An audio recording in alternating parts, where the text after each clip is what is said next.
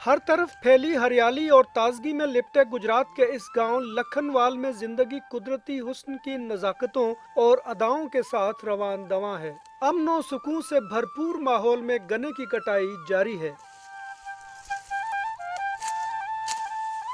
रस भरे गन्ने कटकर साफ और फिर निचोड़े जाने के लिए इकट्ठे किए जा रहे हैं।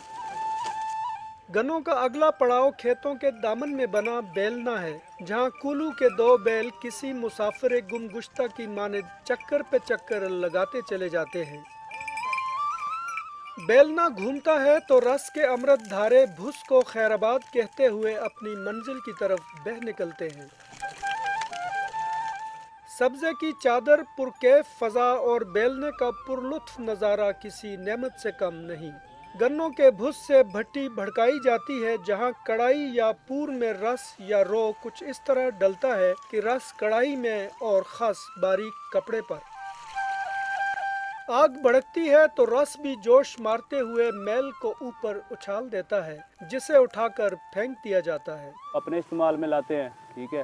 बाकी कुछ जो है वो रिश्तेदारों में बेच देते हैं और उसके अलावा जो ज़्यादा फालतू हो वो सेल कर देते हैं। मैल निकलती है तो गुड़ का शीरा निखर कर सामने आता है। शीरा इतना गाढ़ा और मज़ेदार है कि कड़ाही ही से उचक कर खाने पे उकसा रहा है।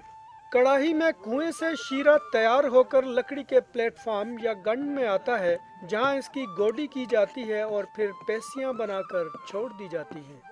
पंजाब के इस खूबसूरत गांव में निहायत रवायती अंदाज में तैयार किए जाने वाले इस गुड़ में जहां कुदरती मिठास शामिल है, वहां इसकी शीरीनी में बिलाशुबा इन किसानों की मोहब्बत और मेहनत भी शामिल है। कैमरामैन अफजाल अहमद के साथ जरगून शाह, गांव लखनवाल, गुजरात।